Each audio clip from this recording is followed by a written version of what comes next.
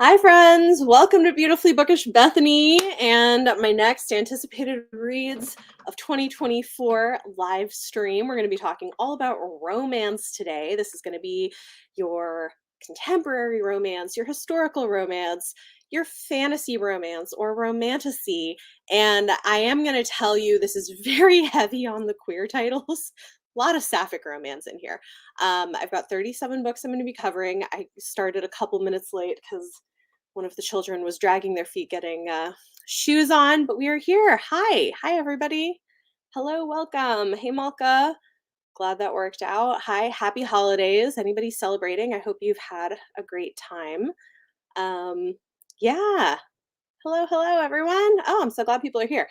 Okay, so this is the second to last of these.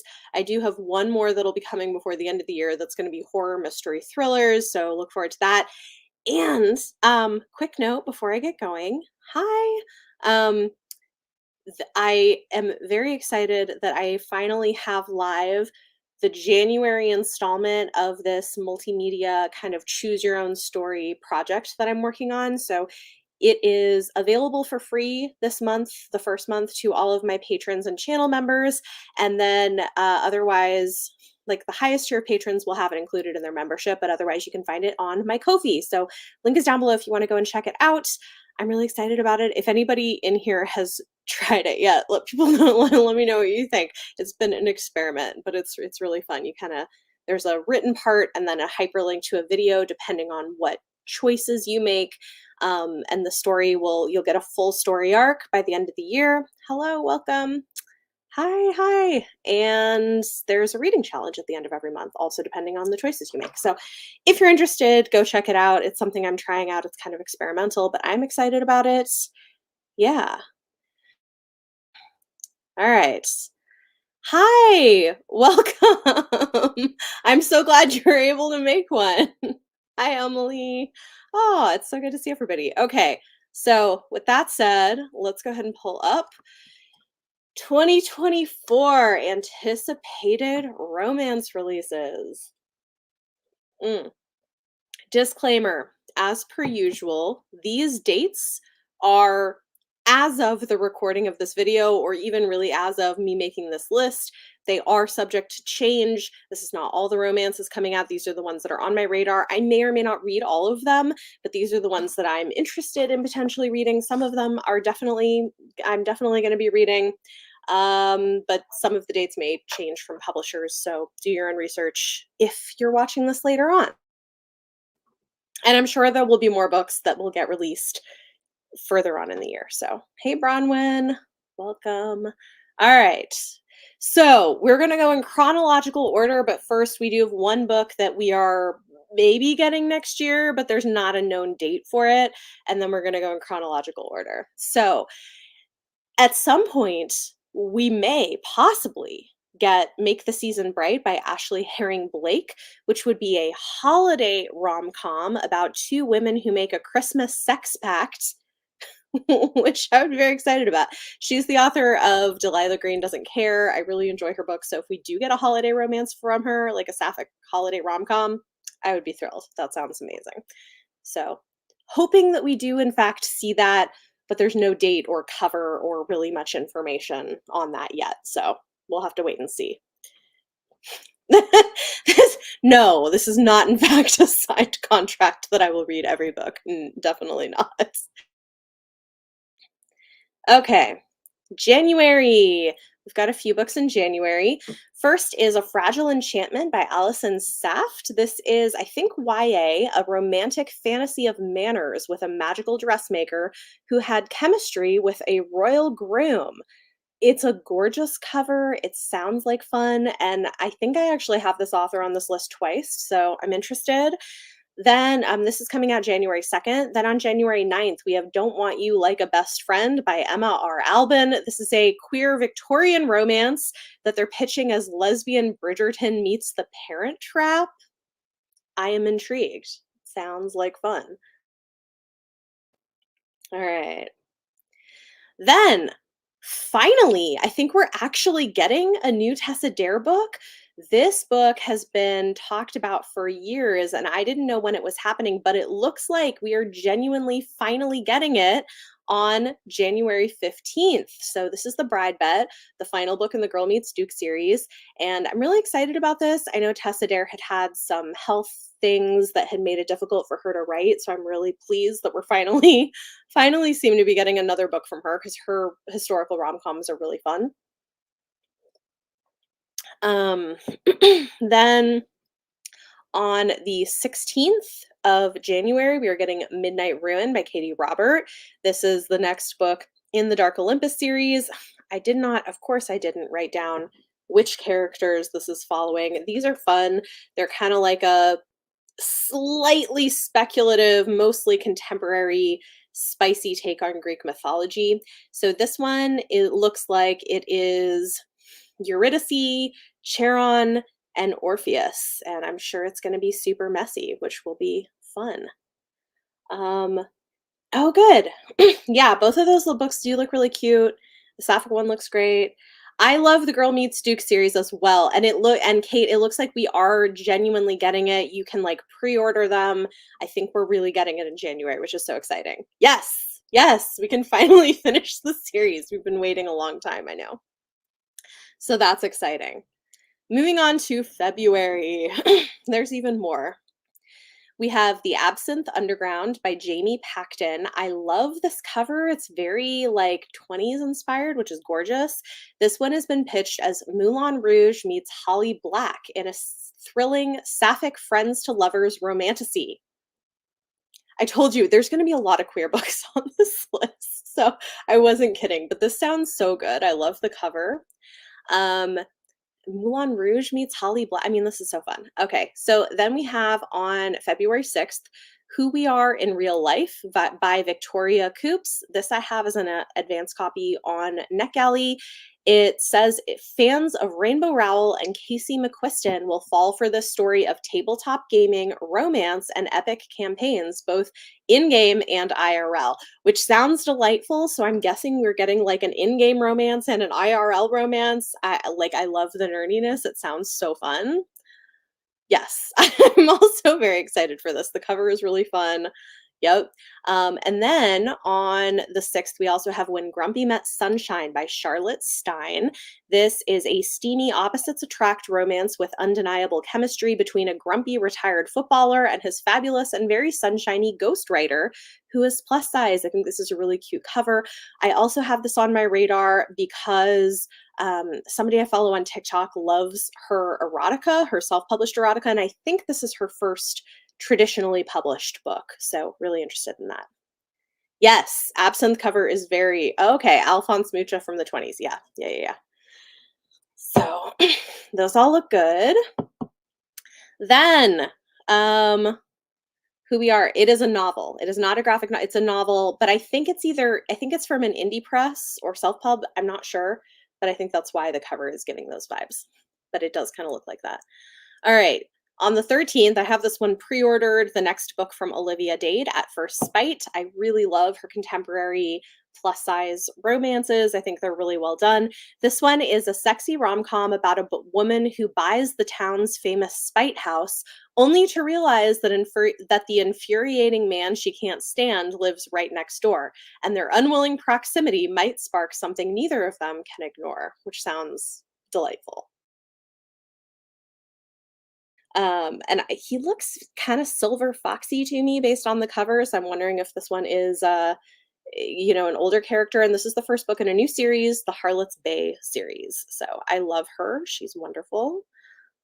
Yes, I also adore her. Then on the 20th, we have Remedial Magic by Melissa Marr.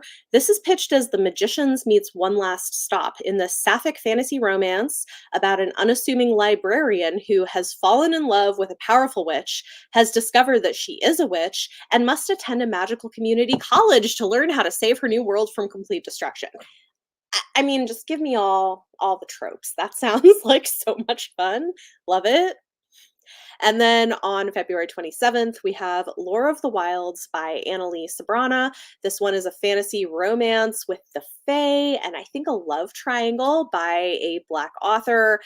very, very interested in this one. I think the cover is stunning. Yes, agreed. The cover is absolutely gorgeous. Whoever did the art, beautiful job. Yes.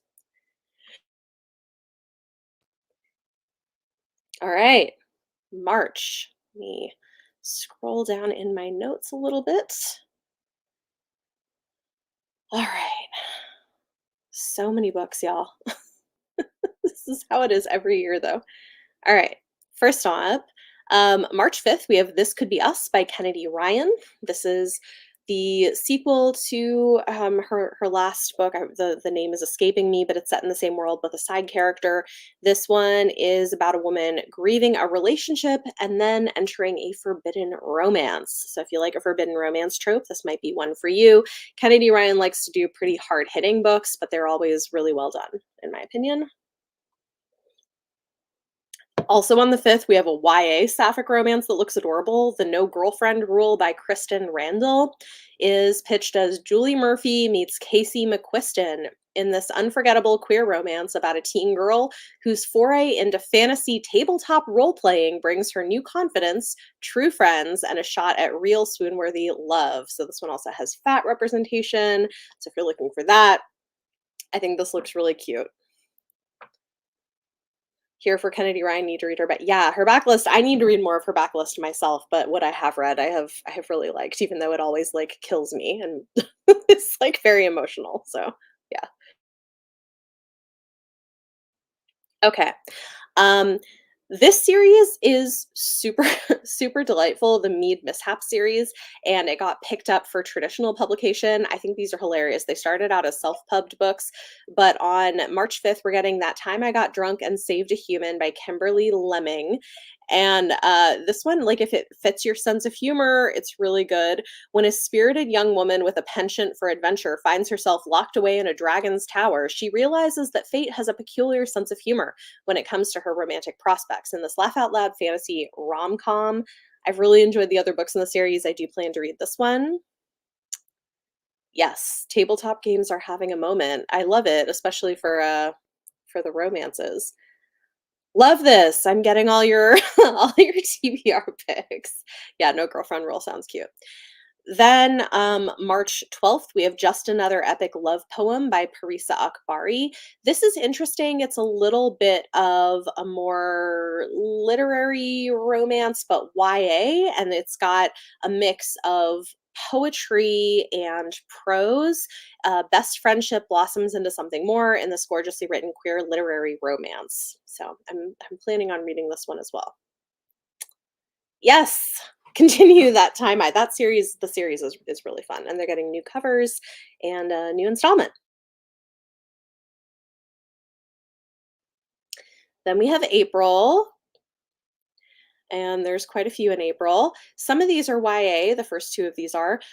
Every Time You Hear That Song by Jenna Voorhees. This is a split POV love song to country idols, romantic road trips, and queer love. It is a YA queer coming of age story and a romance, which sounds cute. This one's from Penguin Teen, and I do have a copy of this on NetGalley, so I'll be reading that one. That's coming out April 2nd. Also coming out April 2nd is The Breakup Lists by Adib Khorram. This is a queer YA rom-com set in the sordid world of high school theater where boy meets boy, but it's complicated. So this looks like fun. Blame Baldur's Gate. It's got a lot of people into it in Critical Role. Yeah, no, I think this makes a lot of sense. There's definitely more interest in this. I am also very excited for another Alison Cochrane book because I loved Kiss Her Once for Me. So even though this is not really my here we go again is not really my personal trope favorite combination. I'm gonna have my eye on this just because I so enjoyed her first book.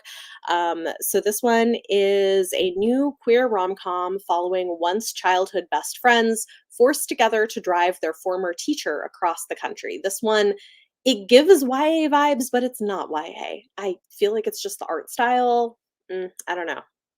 Yeah. Yes. Definitely. I think it's supposed to give you Dolly Parton vibes on every time you hear that song. Like, I think that's what it's supposed to do.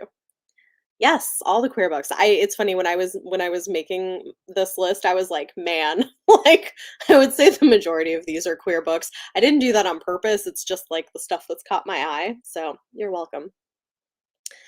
Next up, we have The Kiss Countdown by Etta Easton. This looks really cute.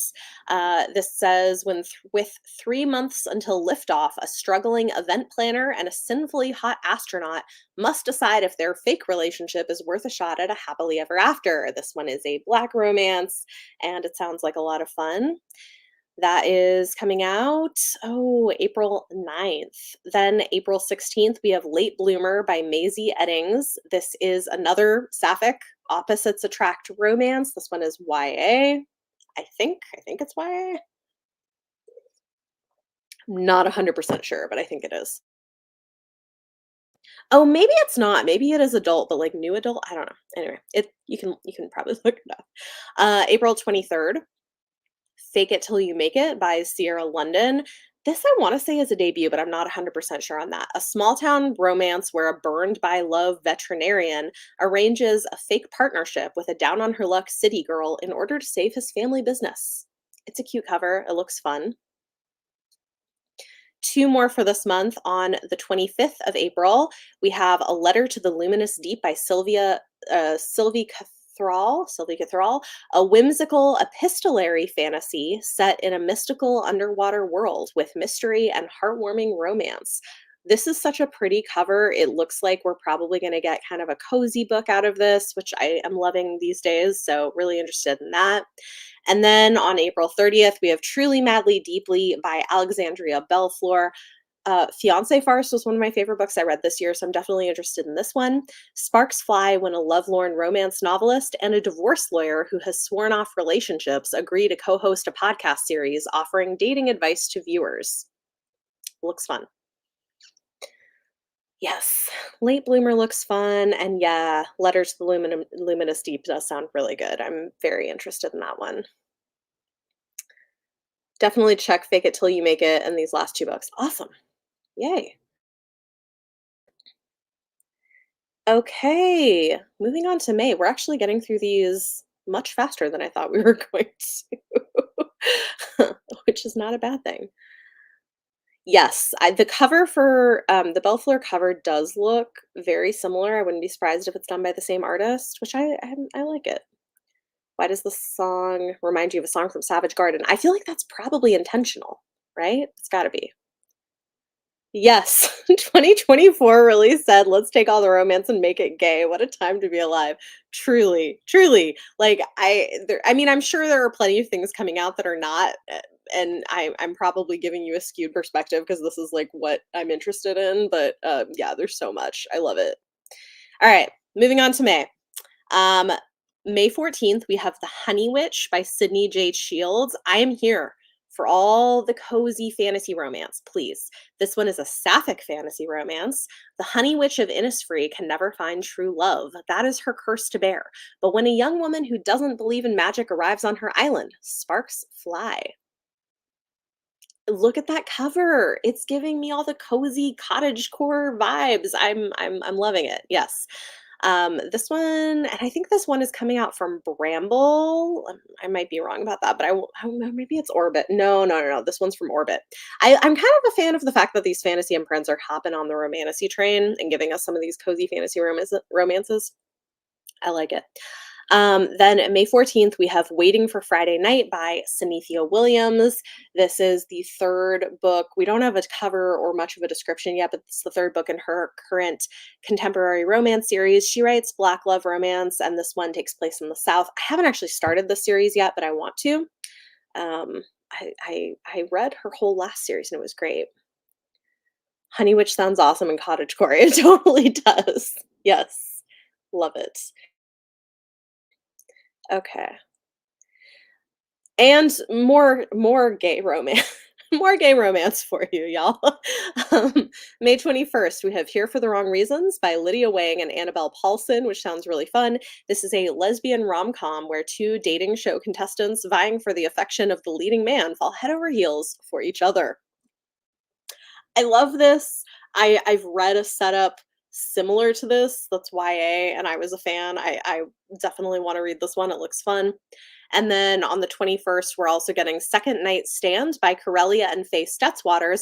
So they are married. We have wives writing a contemporary romance, which I think is cool. This one follows a burlesque performer and a professional ballerina who fall in love while competing on a reality TV talent show. That's funny that we're getting two sapphic reality TV romances on the same day from different publishers, but I'm not mad about it. Okay, June, we just have 2 books. The further we get into the year, the less there is. Yeah, I think this is really interesting too when a married couple write a romance together. Emily Wibberley and her husband write. Yeah, so I have read a book by Corellia Stetzwaters on her own before and really enjoyed it. So I'm very curious to see. It can be hit and miss. I feel like I've read a married couple where I didn't love it, but sometimes they work really well as a writing team. Love sapphic reality TV show romances as an idea. So you're excited. Yeah, I mean, I feel like it's gonna be really fun. Okay. In June, on the 4th, we have Wish You Weren't Here by Erin Baldwin. This is a YA sapphic enemies to lovers set at summer camp, which sounds fun. And this cover is just giving me everything. It's great. Then on June 11th, we have Running Close to the Wind by Alexandra Rowland, a queer fantasy romance with pirates, an inconvenient vow of celibacy, and a dangerous sea serpent. I loved their first book, A Taste of Golden Iron, and this one sounds really fun. Interested in picking those up. Yeah, it does sound like fun. The married couple aspect is why you love the idea of trying a Tiffany Roberts book. Oh yeah. Yeah, yeah, yeah. I think it's interesting. All right. 2 in July, The Undermining of Twyla and Frank by Megan Bannon. So this sounds so fun. Best friends to lovers take on When Harry Met Sally, but with dragons. I loved her first book, which was like the You've Got Mail kind of twist, and this one is taking on When Harry Met Sally. I feel like it's gonna be really fun and cozy and great. I think it's set in the same world as the first book. Yes, gay pirates. Everybody is loving gay pirates these days. We had to get it in books. And then we have Castle of the Cursed by Romina Garber. Which on the one hand, this book sounds great. On the other hand, I'm kind of bummed because this means I don't think they bought the next book in her ongoing series, which I really liked. But I'm interested in this. This one is a YA dark gothic romance, and I do know that I like her writing. Yes, this is true. Married writing does work for Ilona Andrews. Yep, that is a married couple writing together as well. Moving on to August. All right, we have 3 books in August. The first one is The Truth According to Ember by Danica Nava. This is also really exciting because I think this is the first. I want to say she said that this was the first traditionally published um, trade paperback contemporary book with indigenous characters on the cover. We've gotten mass market size like from Harlequins, but this is really cool. I'm not sure 100% it's the first, but I think they said it was. And it sounds great. A Chickasaw woman who can't catch a break serves up a little white lie that snowballs into much more in this witty and irresistible rom-com by debut author Danica Nava. Love that we are getting more indigenous romance published. I think that's fantastic. There was not much a few years ago when we went looking for it for that read along we did. Anything gothic for you? Yeah, same. I love gothic stuff. August, that's coming out August 6th. Then also August 6th, we have Skybriar by Talia Hibbert. We don't have a lot of information about this yet, but it's supposed to be the first in a new series of Jane Austen inspired rom-coms. Like, yes, Talia Hibbert giving us Jane Austen retellings. Okay, I love that. That's great. And then finally, also August 6th, we have Hot Earl Summer by Erica Ridley. This is the latest book in her Wild Winchester series, and this one is an action adventure meets Regency romance in a feminist romp with a plus-size disabled heroine. It sounds really fun. I think actually we just got a cover for this, so you can look it up. When I made these slides, there was not a cover. So, but yeah. Oh, yay, you've seen The Truth According to Ember everywhere on the app, Click app. Yeah. Yeah, it sounds really good.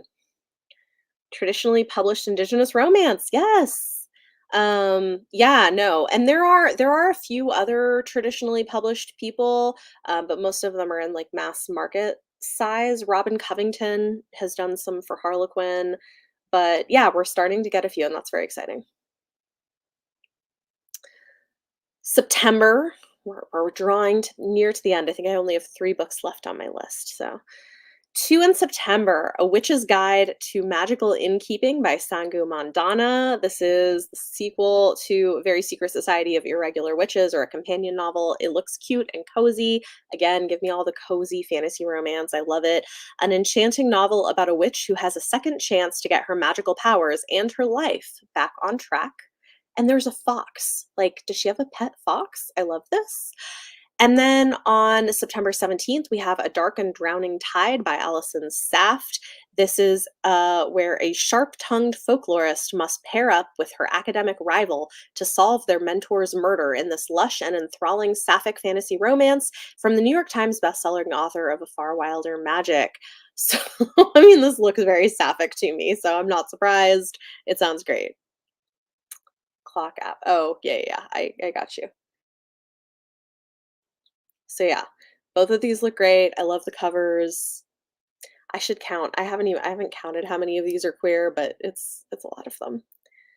And then lastly, in November, we do not have detailed information yet or a cover, but A Tropical Rebel's Rules for Romance by Adriana Herrera is coming out on November 26th. This is the third book in her series that started with A Caribbean Heiress in Paris. So I am definitely looking forward to this because I've been really enjoying that series. So our third young lady will be getting her happily ever after. Yes, Alison Saft's covers have been really amazing. Absolutely.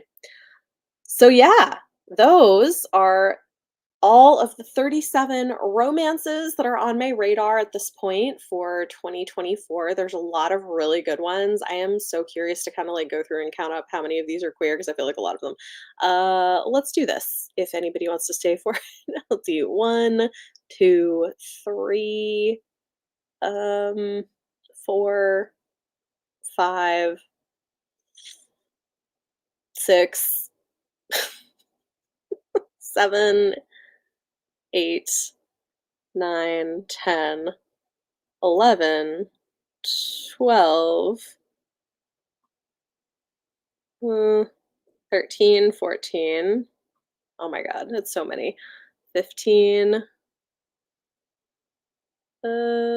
16, 17, 18, 19, 20, 21. Okay, so 21 out of my 37 romances are queer. So I thought it was probably a majority, but yep. Uh, I don't know what this is about. I mean, I I really like Adriana Herrera. I mean, like I know her in person and like I love her books, but yeah, love that series. Can't wait for the third character's romance. Yeah, same. Absolutely. So, yeah.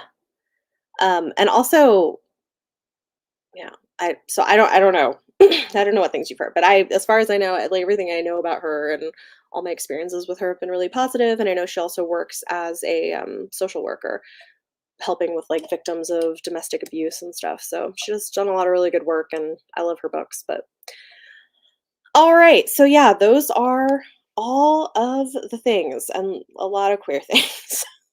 So hopefully you found some stuff that sounds good and is on your list for next year. I have a lot of stuff I'm excited to read. And I will be back soon before the end of the year with my list of anticipated horror mystery thrillers, and that'll round out my anticipated books for next year. If you missed them, I already did my sci-fi fantasy one and then my little mini miscellaneous one where I have 8 books that don't fit any of the categories. So yeah, yes, appreciate that.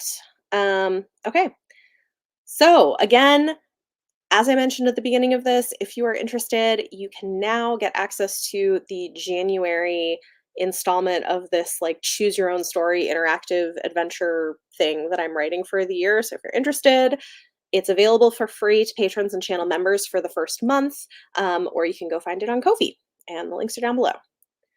Oh, okay. Don't forget Stuff Your Kindle Day. Remember, it doesn't count if it's digital. Okay.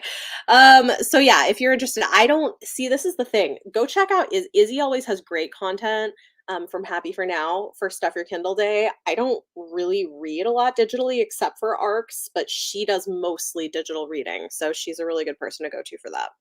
So definitely check that out. Thanks to everybody. I hope you have a wonderful rest of the year. Happy holidays.